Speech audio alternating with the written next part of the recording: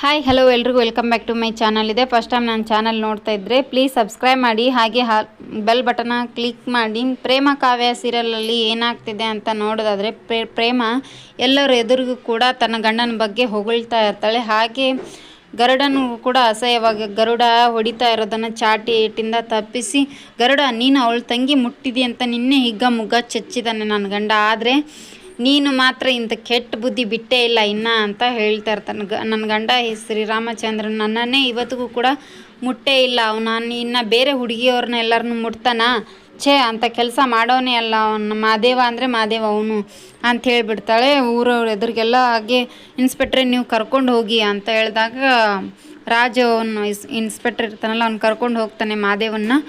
ಆವಾಗ ನೆಕ್ಸ್ಟ್ ಮನೆಗೆ ಬರ್ತಾರೆ, ಎಲ್ಲರೂ ಕೂಡ ಬಂದು ಕೂತ್ಕೊಂಡಿರ್ತಾರೆ. ಅಲ್ಲಿ ಅಮ್ಮ ಅಳ್ತಾ ಇರ್ತಾಳೆ ತುಂಬಾ.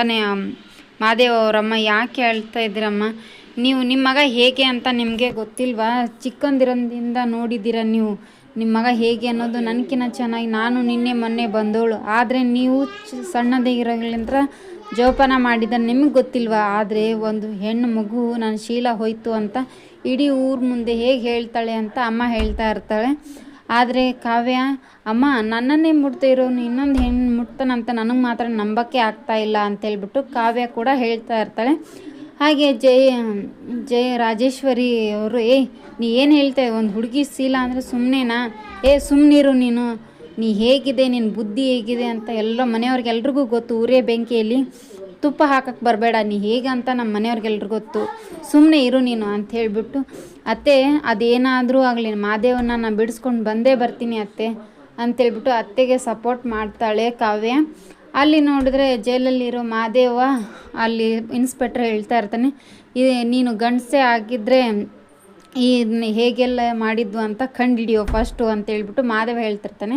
ಮಾದೇವನ ಮುಂದೆ ಇನ್ಸ್ಪೆಕ್ಟ್ರ್ ಹೇಳ್ತಾ ಇರ್ತಾನೆ, ಇದಕ್ಕೆಲ್ಲ ಕಾರಣ ನಾನೇ ಕಣು, ನಾನೇ ನನ್ನ ಕೈಯಾರೆ ಮಾಡಿಸಿದ್ದೀನಿ ಅಂತ ಮಾದೇವನ ಮುಂದೆ ಇನ್ಸ್ಪೆಕ್ಟ್ರ್ ಹೇಳ್ತಾ ಇರ್ತಾರೆ. ಅದನ್ನು ಕೇಳಿ ಸುಮ್ಮನೆ ಇರ್ತಾನ ಏನು ಅಂತ ನೋಡೋಣ. ಹಾಗೆ ಟೆಸ್ಟ್ ಮಾಡೋಕ್ಕೆ ಪರಿಮಳನ ಕರ್ಕೊಂಬರ್ತಾರೆ.